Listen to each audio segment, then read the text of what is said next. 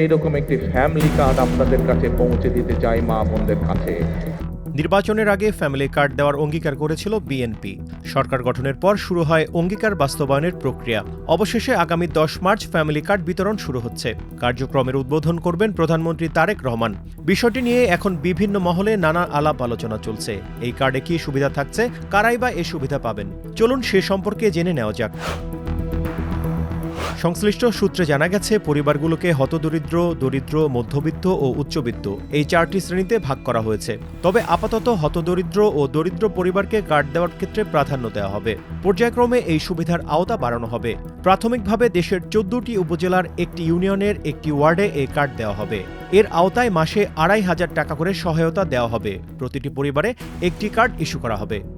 প্রতি 5 জনের একটা ফ্যামিলি ট্রি, এবং ওই পাঁচ জনের মধ্যে যিনি সবচেয়ে ওই ফ্যামিলির প্রধান মহিলা, ওনাকে আমরা এটাকে টার্গেট করব। আর ওই 4 জনও এইটা তাদের নাম এটার মধ্যে থাকবে। ফ্যামিলি কার্ড দেওয়ার ক্ষেত্রে নির্বাচিত ওয়ার্ডে প্রথমে যাচাই বাছাই করা হবে। বাড়ি বাড়ি গিয়ে যোগ্য পরিবার বাছাই করা হবে। এরপর প্রথম শ্রেণীর একজন গেজেটেড কর্মকর্তার সুপারিশে সুবিধাভোগী চূড়ান্ত করা হবে। এক্ষেত্রে কোনো দলীয় প্রভাব কিংবা পরিচয়ের কোনো সুযোগ থাকবে না। কারণ এটা এমনভাবে করা হবে সবাই জাতিটা পায়। এটা এমন হবে যে প্রথম দিকে হয়তো একটা ওয়ার্ড পাবে, তারপরে সপ্তাহে দেখা যাবে 2টা ওয়ার্ড পাচ্ছে, তারপরে সপ্তাহে দেখা যাবে 3টা 4টা 5টা এরকমভাবে এটা গ্রাজুয়ালি সারা বাংলাদেশের উপজেলা এবং উপজেলা থেকে সারা বাংলাদেশে ছড়িয়ে পড়বে।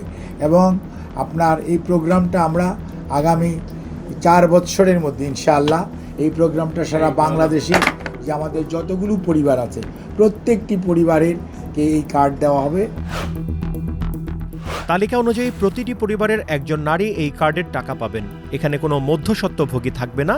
ব্যাংক অ্যাকাউন্ট কিংবা মোবাইল ফাইন্যান্সিয়াল সেবার মাধ্যমে প্রত্যেকের অ্যাকাউন্টে এই টাকা চলে যাবে।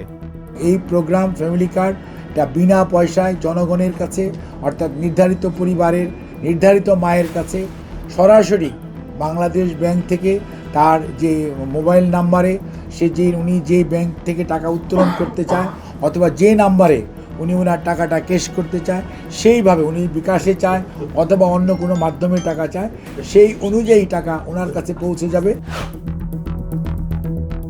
এই কর্মসূচিতে স্বচ্ছতা আনতে এবং অনিয়ম রোধে একটি কেন্দ্রীয় ডেটাবেস তৈরি করছে সরকার। জাতীয় পরিচয়পত্রের ভিত্তিতে প্রতিটি পরিবারের তথ্য এই ডেটাবেসে সংরক্ষিত থাকবে।